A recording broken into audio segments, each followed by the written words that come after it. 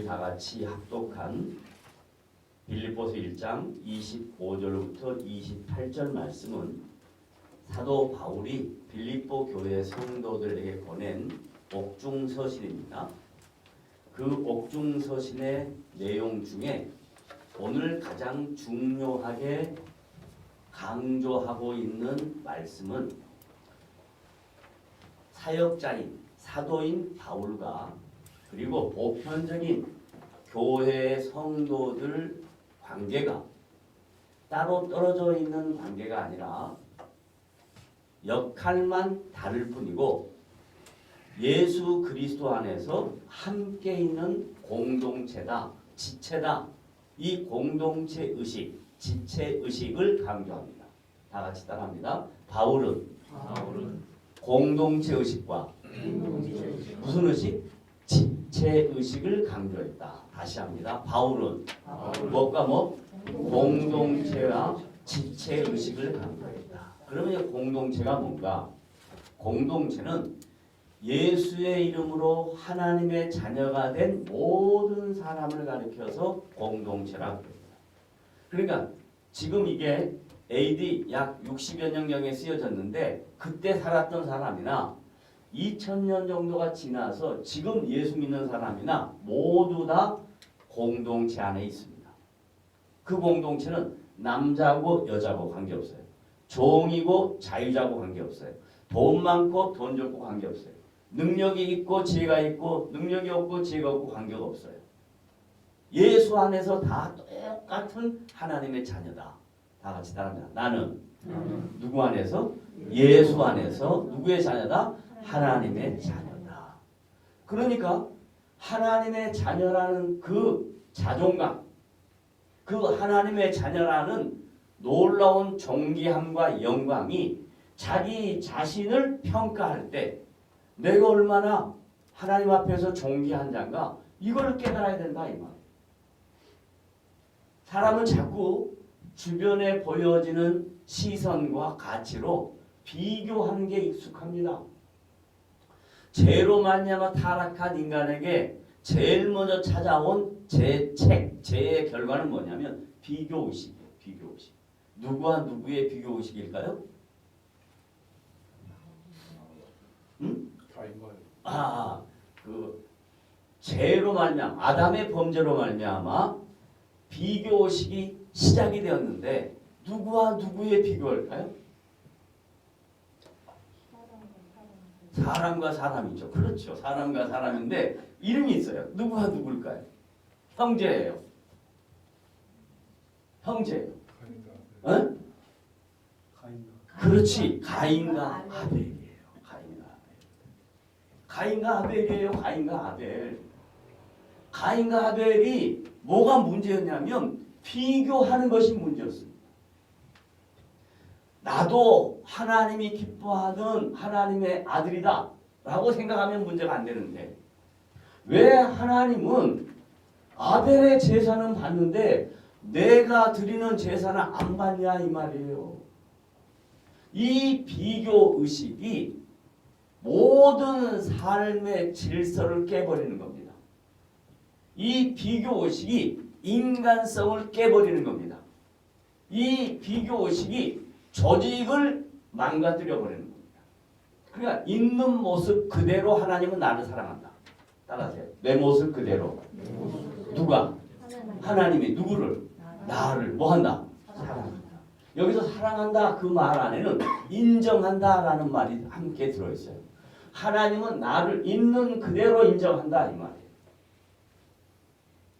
그러면서 바울이 자기가 예수를 믿기 전에 자기라는 사람, 자기 정체성 이 모든 것들이 자기로부터 출발할 때는 바울이 비교했어요.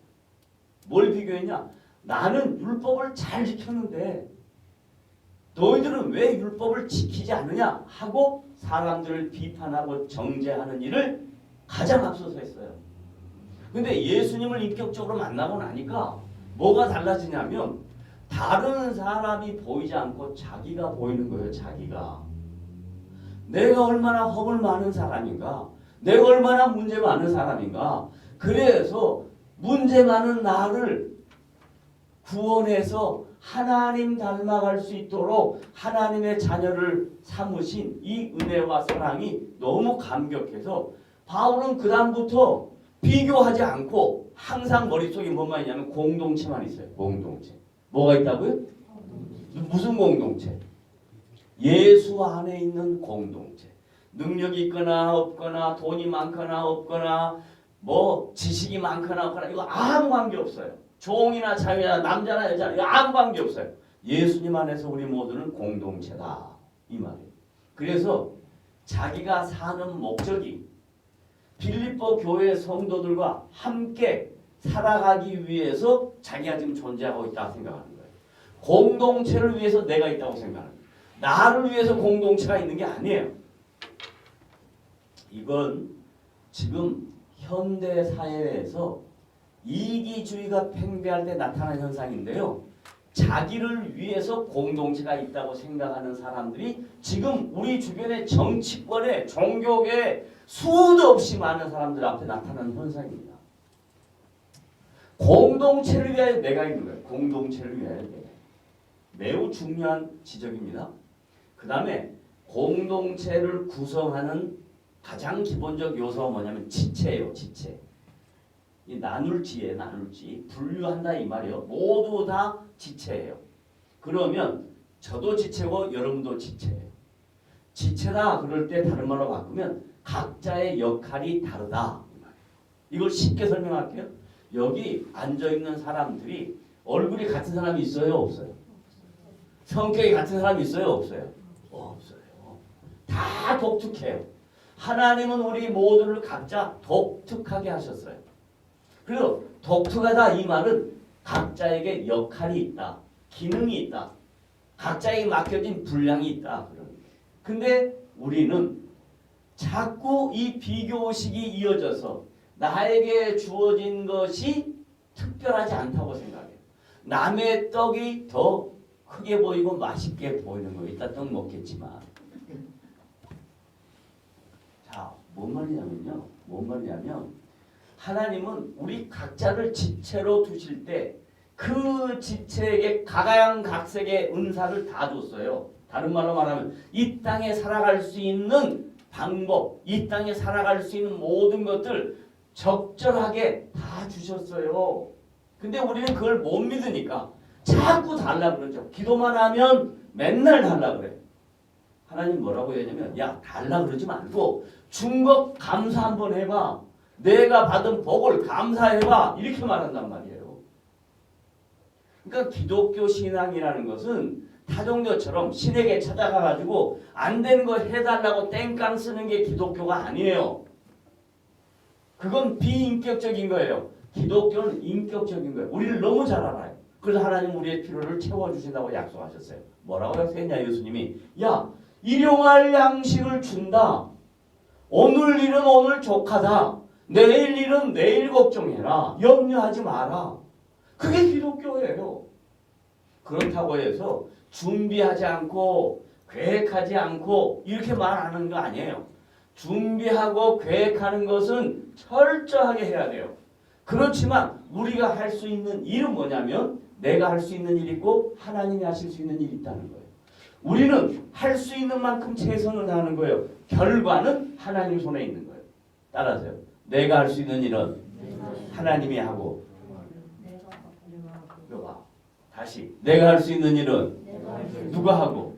내가 하고 결과는 내가 결정하고 하나님. 이걸 거꾸로 한다니까. 자기가 해야 될 일은 안 하고 맨날 기도만 해. 그리고 결과는 다 자기가 결정해. 이게 아니고 내가 할 수 있는 만큼의 역할을 감당하고 결과는 하나님이 주시는 것이다. 그게 이제 바울이 이해하고 있는 빌립보 교회 성도와 자기와의 관계예요. 우린 예수 그리스도 안에서 같은 공동체다. 그리고 우리 각자 지체다. 라고 얘기해요. 그리고 난 다음에 이제 여러분 주보에 있는 내용들을 하나씩 살펴보면 사도 바울의 삶의 의미가 있어요. 여러분 요즘 현대인들의 살아가는 삶의 의미는 뭘까요? 유 목사님? 유 목사님은 살아가는 삶의 의미가 뭐예요? 맛있는 거 먹는 건가요? 우리 젊은 학생들은 삶의 의미는 뭘까요? 좋은 목표를 향하여 멋있는 미래를 위해서 멋있는 자기의 짝을 찾기 위해서 노력하는 건가요? 그거 다 해야 돼요. 그러나 진정한 삶의 의미는 하나님이 우리 각자에게 주신 인생의 목적이 있어요. 그 인생의 목적은 뭐냐면 너의 있는 모습 그대로 하나님의 영광을 위하여 살다 보면 그 삶의 가치가 드러난다. 근데 우리는 거꾸로 살아요. 내가 열심히 살고 난 다음에 그 결과가 하나님께 영광이다 그렇게 생각해요. 아니요. 삶의 동기와 과정과 결과가 하나님의 영광이에요. 다 같이 따라합니다. 내 삶의 동기와 과정과 결과가 뭘 위하여? 하나님의 영광을 위하여. 그래서 바울이 로마 교회 성도를 그래. 너가 무슨 일을 하든지 하나님의 영광을 위하여 하라. 먹든지 마시든지 그 안에 다 포함되어 있어요. 무엇을 하든지 하나님의 영광을 위하여 하라.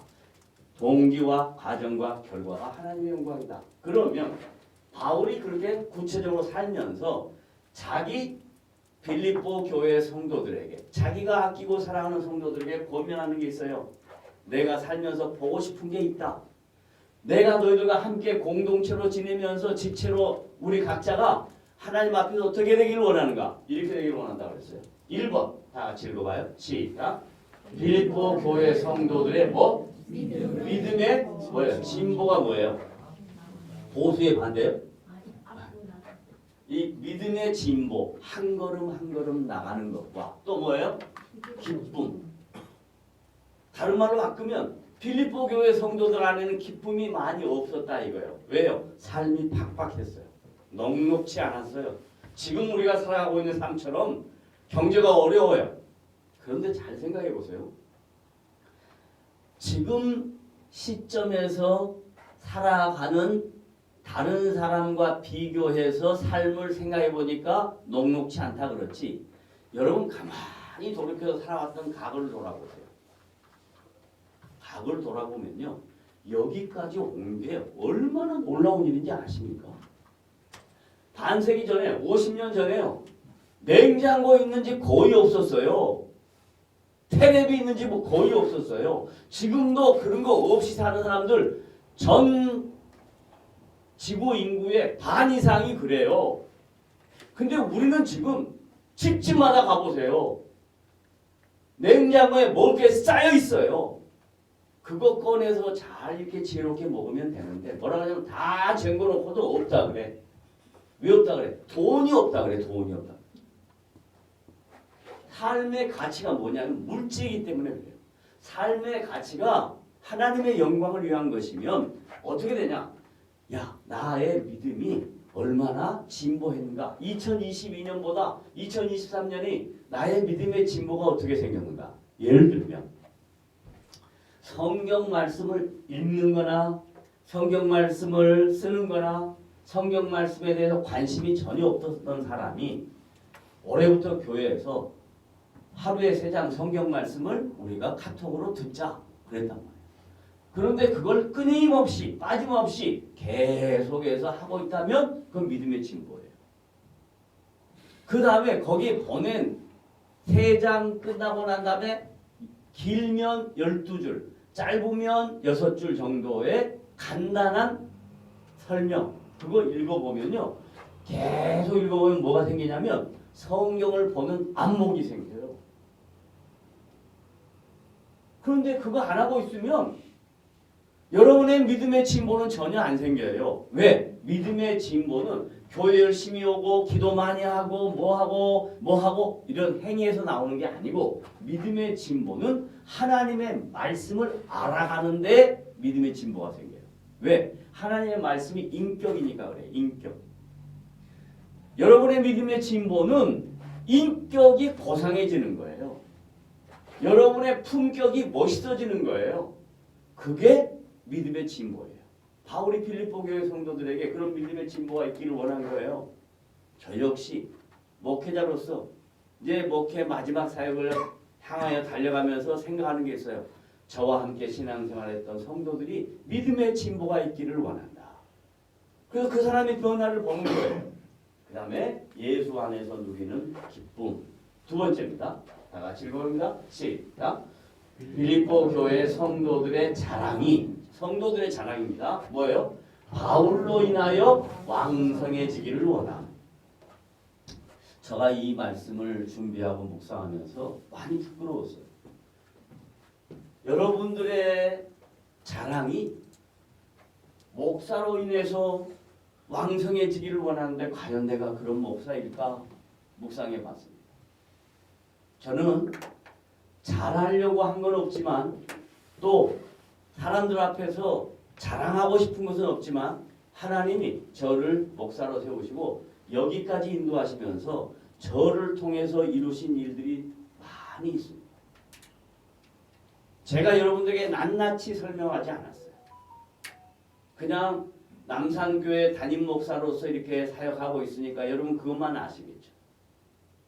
저는 하나님께서 바나바 선교라는 공동체를 세울 수 있도록 은혜를 주셔서 그 사역을 통해서 수도 없이 많은 지역에 복음을 전할 수 있는 통로가 되게 하셨고, 그리고 작은 교단이지만 교단 안에서 여러 가지 역할을 감당할 수 있게 하셨고, 학교 여러 가지 일을 감당할 수 있게 하셨고, 저에게 벅찰 정도로 하나님이 저를 통해서 일하셨어요. 저는 그것을 사람들 앞에 자랑하지 않았습니다. 증명하지 않았습니다. 그걸 한다고 남산교회 재정 갖다 쓰지도 않았습니다. 저는 하나님이 허락하시는 거, 있는 거 최선을 다해서 그분을 위하여 다 드렸습니다. 저의 신앙의 고백입니다. 그래서 여러분들이 그런 자랑이 왕성해졌으면 좋겠다. 그동안 하나도 몰랐으니까 안 했겠죠. 그 다음에 넘어갑니다. 세 번째. 다 같이 함께 있습니다. 시작. 복음에 합당하게 생활하라. 잘 봐요. 복음에 적당하게 생활하라 그러지 않았어요. 적당하게는 누가 주인이냐면 자기가 기준이에요. 자기가. 그래서 이건 나는 하면 되고 나는 이거 안 되니까 말고, 그게 아니고 복음에 합당하게. 다른 말로 하면 룰이 있다는 거죠. 룰. 그 룰은 뭐냐? 하나님의 말씀이에요. 그 말씀으로 생활하라. 그것이 기준이어야 된다라고 이야기합니다. 자, 여러분 우리의 삶이라는 거 한번 가만히 생각해 봐요. 아침에 각자 일어나는 시간 다 다르겠죠? 눈을 뜹니다. 그걸 뭐라 그래요? 기상했어요. 기상. 기상하면 다 같이 눈 떴어요. 그런데 뭐 옛날에 그런 얘기 하더라고요. 80이 넘은 노부부들의 일합니다. 할머니가 할아버지 눈 떴다고 졸업했다고 그러더라고요. 자, 누구지 다 일어나 기상합니다. 기상. 기상하면 뭐 하세요? 제가 묻습니다. 기상하면 뭐 하세요? 자, 학생들은 학교 빨리 가기 위해서 준비하나요? 배고프니까 빨리 밥 먹나요? 기상하면 뭐 하세요? 누구든지 다. 자, 가르쳐 드릴게요. 복음에 합당하게 생활하는 게 뭔지 제일 먼저 눈 딱 뜨면 짧게 해도 돼요. Thanks God 해도 돼요. 하나님 감사합니다. 그래도 돼요. 또 오늘 하루 살 수 있도록 도와주셨네요. 그래도 돼요. 다른 말로 말하면 눈을 뜨자마자 그분 앞에 있다는 것을 인식해라. 하나님 앞에 내가 있다는 걸 인식해라. 그게 칼빈의 코람 데오라는 유명한 말이에요. 나는 하나님의 면전에 있다. 에? 눈을 뜨자마자 하나님, 나는 하나님 앞에 있습니다. 하나님. 됐죠? 자, 기상하면 하나님 앞에 있다. 그 다음에 여러분이 하나님 앞에 있는 것을 확인하기 위해서 말씀 우리가 계속 보내주니까 뭘 하면서 해도 좋아요. 음식 준비하면서 해도 좋아요. 딱 켜놓고 들으면서 하세요. 그리고 학생은 학교 가서 공부 열심히 하는 겁니다. 직장인은 직장 가서 자기에게 맡겨진 열심히 하는 겁니다. 주부는 집에서 각자 역할을 열심히 하는 겁니다. 그리고 이제 일과를 마쳤어요. 그리고 하루 세 끼 밥을 드시잖아요. 그럴 때 꼭 요즘은 밥상머리 앞에서 기도하는 사람은 볼 수가 없어. 식당 가서도 그냥 그리스도인들 요즘 다 기도 안 해. 왜요? 보니까 식당에 대낮부터 남자고 여자고 관계없어. 밥 먹으면서 전부 다 술을 쳐. 전부 다 술이야. 전부 다 술. 그러니까 술 처먹으려고 정신이 없으니까 이게 내 음식이 나를 위해서 뭔지도 몰라. 하나님이 나에게 먹을 것을 주셔. 하나님 나에게 건강을 주셔서 먹고 소화할 수 있게 하신 거예요. 하나님이 저에게 먹을 것을 주시고 일하게 하신 거예요. 그러니까 음식 앞에서 감사해야죠. 다른 사람의 수고의 결과로 내가 이렇게 살고 있다. 생각해요. 그게 공동체죠. 그 다음에 복음에 합당하게 생활하는 것은 복음 사역을 하는 사람들과 함께 협력해야 돼요. 복음은 절대로 혼자 하지 않아요. 하나님은 당신의 나라를 혼자 이루게 하지 않아요. 함께 하게 해요. 협력하게 해요. 내가 할 수 있는 일, 내가 할 수 없는 일 있어요. 그럼 같이 하는 거예요. 같이 할 때 제일 힘든 게 뭐냐면 수준의 차이예요. 상대방을 인정하는 것이 그만큼 어려워요. 그러니까 협력하자, 상대방을 인정하자. 그게 복음에 합당하게 생각하는 거다. 제가 많은 분들한테 이런 이야기 있습니다. 목사님, 직장생활하는데 사회생활하는데 굉장히 힘들어요. 왜 저렇게 나를 갈구는지 모르겠어요. 지잘났다고 왜 저렇게 하는지 모르겠어요. 그러니까 높은 자리에 있는 거예요.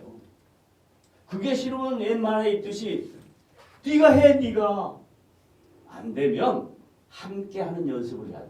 내 수준을 알고 내가 못하는 게 있고 내가 잘하는 게 있다. 상대방이 못하는 거 상대방이 잘하는 거 있다. 함께 하는 거예요. 그게 복음에 합당하게 생활하는 거예요.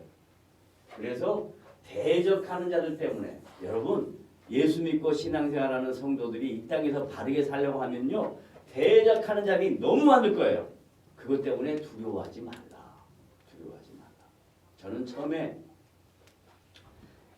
예수 믿는 사람들이 대적하는 자들을 두려워하는 것을 보고 굉장히 마음이 아팠어요. 예수 믿는다는 게 과연 저런 것인가? 그런데 인격적으로 주님을 만나고 나니까 대적하는 자들 앞에서 두려워하지 않았어요. 하나의 예입니다.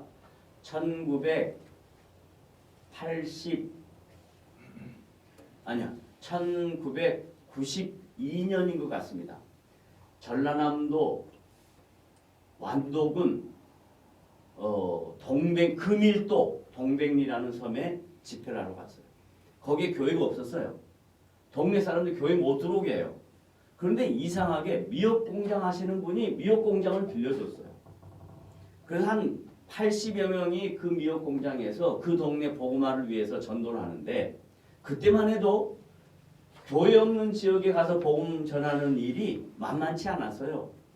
다 대적했어요. 그 사역을 하고 있는데 한의사들이 사역을 하고 있는데 두 가지 일이 생겼어요. 첫째 일,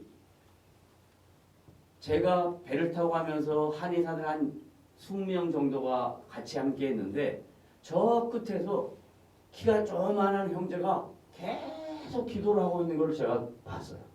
제가 누굴까? 그런데요. 환자들이 왔는데 80 넘으신 노인이 오셨어요. 반신불수예요. 근데 이 친구가 침 하나 딱 꼽았는데 침 딱 빼니까 확 돌아와 버린 거예요. 이게 동네에 소문이 나가지고 난리가 났어요. 그래 막 문정은 성씨예요. 그 다음에 3일째 되는 날 한 11시쯤 됐는데 제가 막 여러 가지 사역들을 하기 위해서 진행을 하고 있는데 27살 된 청년 하나가 술이 만땅이 돼가지고 와가지고 거기 막 두드러 부시고 막 이 섬에서 나가라 그러고 난리가 났어요. 제가 뭐라고 줄 알아요? 이게 정말 두려운 말입니다. 두려운 말입니다. 제가 너 그러다가 가다가 죽는다? 그랬어요. 근데 가다가 죽었어요. 여러분 어떻게 생각하십니까? 이거 어떻게 생각하십니까? 죽었어요. 그리고 난 다음에 동백리 교회가 생긴 겁니다. 아십니까? 대적하는 자들이 있어요. 그런데 두려워하지 마. 전 두려워하지 않았어요. 야, 내가 잘못하러 온 거 아니야. 내가 이 섬에 죽어가는 영혼들을 불쌍히 여겨서 하나님의 구원 역사를 일으키기 위하여 복음의 능력을 증거하기 위하여 죄인들을 구원하기 위하여 우리를 도구로 사용하시는 거야. 아무리 설명해도 답을 듣지 않아. 술은 만땅이 돼가지고 막 붙들어 부시고 그리고 나가다가 그냥 가던 길 죽어버렸다니까요. 자, 이러한 일들은 주님이 살아계신다라는 증거입니다. 하나님은 역사하신다 이런 증거입니다. 마지막 네 번째 다 같이 함께 읽겠습니다. 시작. 그들에게는 뭐라고요? 멸망의 증거. 아시죠? 멸망의 증거. 그런데 너희는 누굴까요? 우리에게는 뭐예요? 구원의 증거. 이게 누구에게로부터 나타났다고요? 하나님께로. 김기용 목사로 통해서 나타난 게 아니고 내가 무슨 대단한 능력을 갖고 있는 사람이 아니고 살아계신 하나님이 당신의 복음을 증거하고 당신의 나라가 확장하는 일을 사역하고 있는데 와가지고 술을 먹고 두드러 부시고 난리를 치니까 하나님이 지금 내가 살아있다 하는 걸 보여주신 것 뿐이에요. 그 다음에 그 강모 형제가 침 하나 딱 놓고 그 할아버지가 딱 돌아오게 하신 거 다 하나님이 하신 거예요. 우리는 뭐냐? 도구들이에요. 도구. 그런데 한국 교회가 실수하고 있었던 게 뭐냐? 이런 하나님의 역사를 자기가 한 것처럼 착각하는 거예요. 지금 저기 매번 대한민국을 사랑하고 저는 그건 인정해요. 그건 인정해요. 사랑하는 방법의 차이에 대해서는 동의하지 않아요. 한국, 이 민족 사랑하는 거 인정해요. 그런데 목사가 마치 자기가 하나님처럼 말도 안 되는 소리를 짓거리는 것은 그건 잘못한 거예요. 그건 큰 문제가 될 수 있어요. 하나님이 기뻐하시지 않아요. 하나님이 나한테 싸우면 진다 이런 말 하는 것은 이건 말도 안 되는 이야기. 이건 큰 문제가 됩니다. 그건 안 해요. 우리는 도구고요. 하나님이 지금도 역사하신다. 일하신다. 이건 우리가 분명하게 증거할 수 있는 것입니다. 그래서 빌립보서 1장 25절부터 28절의 내용을 보면 사도 바울이 빌립보 교회 성도들이 이 편지를 쓸 때 그의 마음은 여러 가지 마음이 있었던 거예요. 첫째는 야 그렇게 말해도 모르겠니? 우리는 모두 다 예수 안에서 한 공동체다. 그렇게 말해도 모르겠니? 우리는 각 지체다. 그러니 우리가 서로 자기의 분량, 분수, 재능, 주신 은혜 깨닫고 하나님 앞에서 복음에 합당하게 생활하자 하는 내용이 오늘 말씀의 핵심이었다. 이런 뜻입니다. 자, 그렇다면 이제 이 말씀을 저와 여러분에게 적용해보자. 나이가 들어서 이제 내 인생 얼마 남지 않았는데 내가 하나님의 공동체 지체로서 뭘 할 수 있을까? 하려고 생각하지 말고요. 그냥 기도하면 돼요. 그냥 기도하면 돼요. 기도 제목이 너무 많아요. 너무 많아요. 기도하세요. 기도하세요. 그 다음에 젊은 사람들은 뭘 하냐? 각자의 자기에게 주어진 삶의 자리에서 최선을 다하는 거예요. 남보다 좀 더 열심히 해야 돼요. 남이 안 하는 걸 해야 돼요. 하나의 예를 들까요?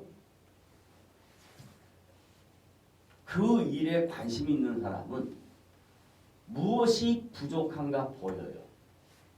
그 일에 관심이 없는 사람은 뭐 부족한 거 많이 있어도 안 보여요. 그냥 지나가 버려요. 그냥 지나가 버려요.